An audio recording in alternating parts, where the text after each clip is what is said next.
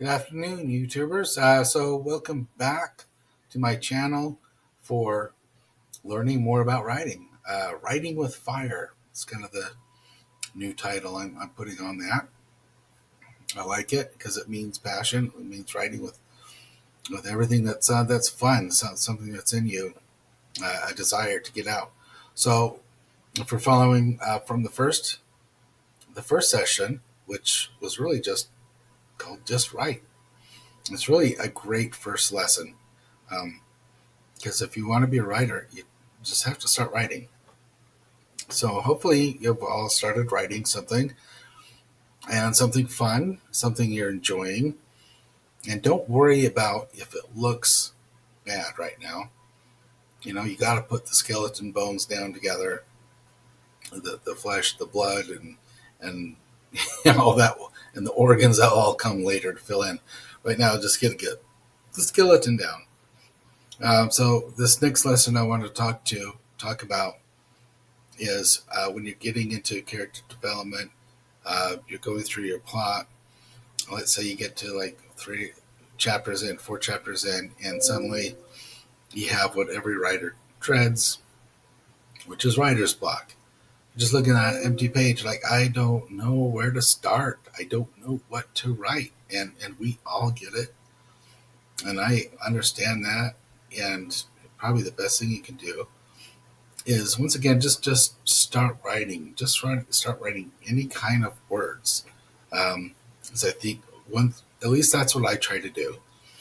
I try to avoid it at all times. I'll start surfing around on the internet. I'll start looking at this, looking at that, just trying to avoid it. But when I finally just like, come on, Brett, dig in, jump in, get something on paper.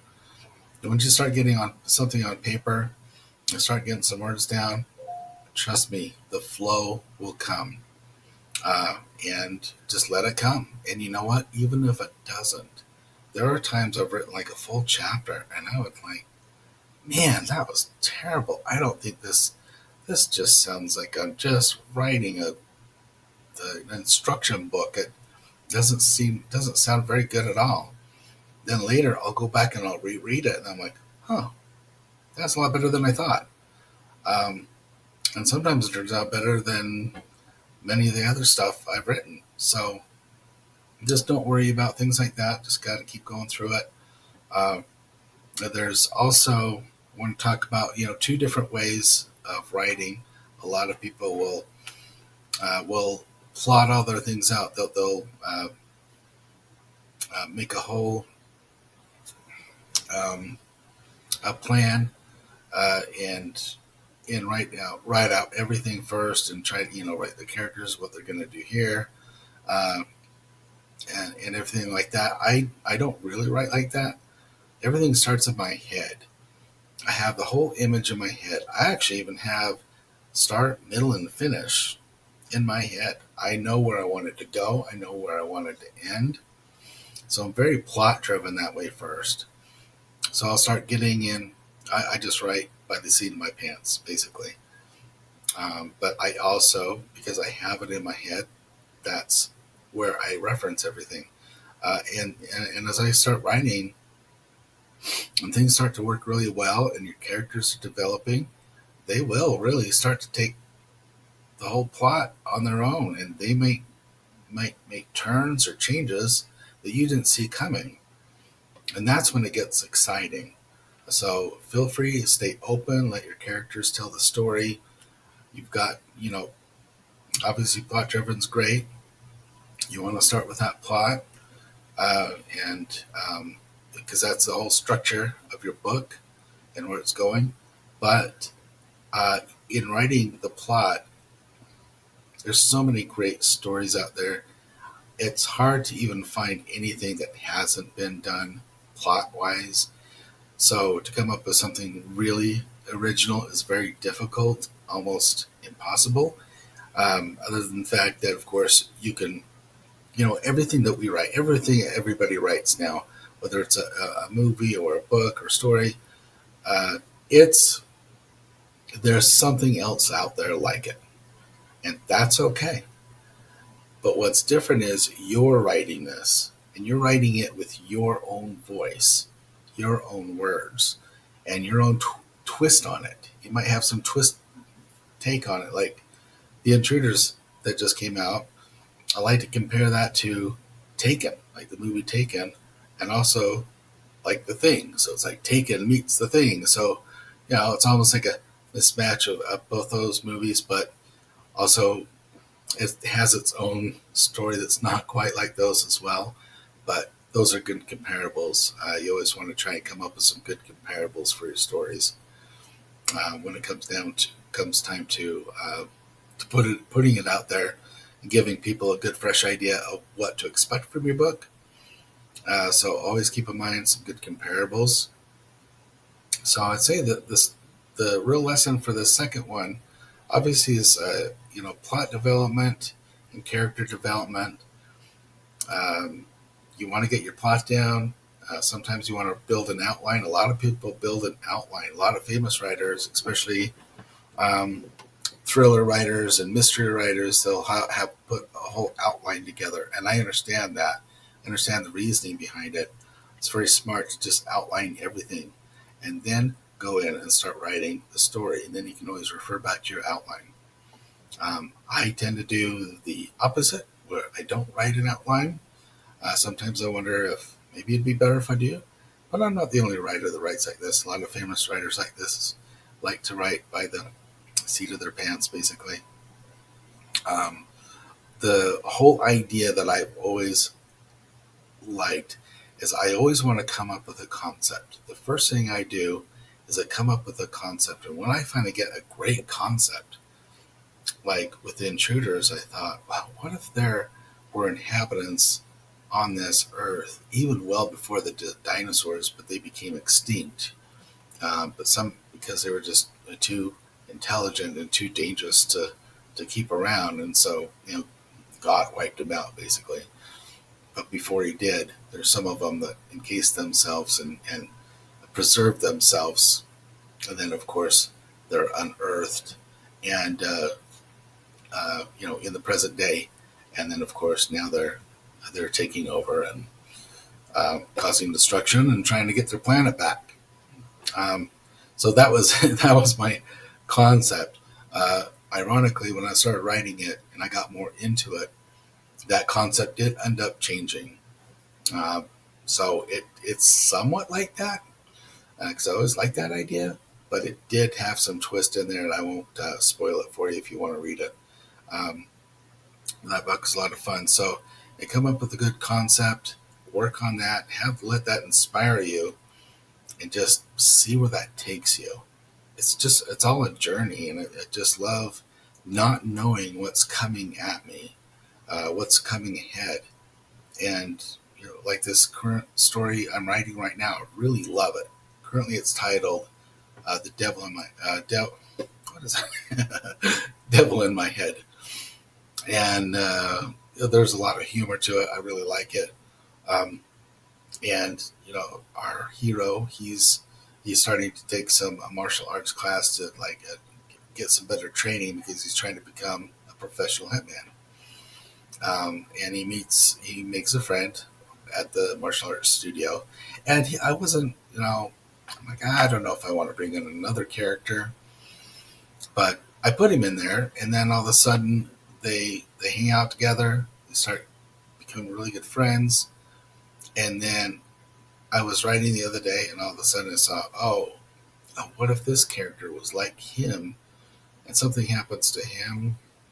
I don't want to go into it and spoil all of it for you, but uh, it really took me in a whole other path with this other character, and now I'm really enjoying what he's adding to the story. He's adding a lot more depth to it, and it's gonna enhance and build my protagonist's whole demeanor, and it's gonna really help build his character. So when you're building characters, a lot of times, as writers, we know people, we see people, we understand people, and people in real life. Yeah, that's where we take our tips from, and we write them into the books, um, and obviously, generally. I think most writers are like this, but our protagonists are a lot like who we are. So I put a lot of myself self into these people. Um, Actually, I think there's a little bit of me and even the villains and some of the side characters. But I always try to find interesting people and interesting names and put them into my stories as well as I can. Not trying to put real life characters in there, but you get the idea. So keep writing. Plot out your plot. Um, I think it's also smart to write down your character's name, and maybe even just a little bit of who your character is, maybe one line or two. But if you always have that at the ready somewhere, because I guarantee you, you'll be 3 or 4 chapters in, and you gotta go back to that character like, what was that character's name? I can't remember. At least that's how I am. I have a terrible memory, so it's always good to have some kind of go-to to always remember the names. And names are always fun to come up with characters. It's kind of like naming a new baby. I always like to try to find unique names. So the more unique name I can find, the better. Like in the latest book that I finished writing, I have a good friend that their daughter just had a baby and named that baby Oakley. And I just love that name. I said, "Oh, can I use that name for my protagonist in this next book? It would just be perfect." So I'm always on the lookout for new names. Also, be careful when you're writing characters. A lot of times you won't see this, but an editor will later and hopefully help you. But if you're putting two similar names in there a lot, or with a lot of them starting with the same letter, it can really be a sore thumb in that story. So I had in the other side of Elsewhere, I think I had a Parkins, a Parsons, Petersons, and I can't remember Patrick. I don't know. I had like five or six different people with the letter P, and it was sounding very similar. And I didn't catch it. I didn't realize it. But the editor did and said you might want to change a few of those. So keep that in mind. Make sure names kind of have to go together and be cohesive, because when you're writing, what we want to do is just keep out anything that is going to disrupt the reader. Because if you're reading something and you're like, oh my gosh, I don't know who he's talking about. Is it Pete or Peterson or Patterson? Whatever, that's going to get stuck in that reader's mind, and then they're going to be taken away from the story. We want to keep engaging our readers in that story. And I don't really necessarily always think first about readers. I think more about myself. When I write what I like and what I would like to read and what would I enjoy, because I know I'm not the only one out there that enjoys the same thing that I do.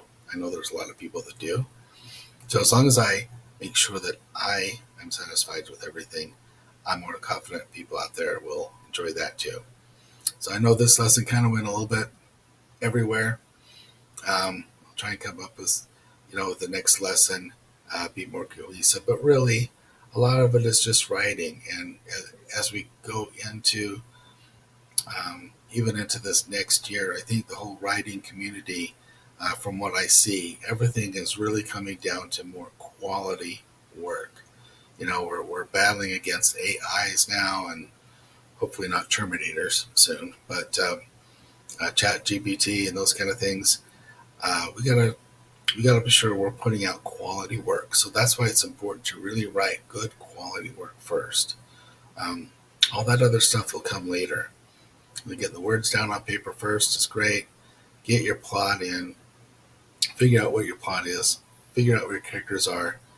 And figure out what your character's arc is. So every protagonist has to have an arc. They have to go, I have this problem here, and by the time I get to here, then that character figures something out to basically change his life around, or that element of his life around, and learn something new and grow. And that's how our characters grow. So keep that in mind. Your characters have to have an arc. Even the villain can have an arc. The other thing about writing for villains or your antagonist is they have to have a motive. They can't just be evil for evil's purposes. So one of the first lessons I learned was every uh, antagonist, they believe that what they are doing is right. So as long as you get in that head space of that character and what they are doing, even though to the world and the rest of us we realize that's wrong, killing people not so good, but to them they're doing the right thing. So always keep that in mind, and you're going to create real characters that way. Anyway, I hope you enjoyed this lesson. I hope you keep writing. Let me know how it's going. I'd love to look at anything that you read or write, and if I can give you any pointers, I'd love to read it and get something back to you. So have fun out there and happy writing, everybody, and take care.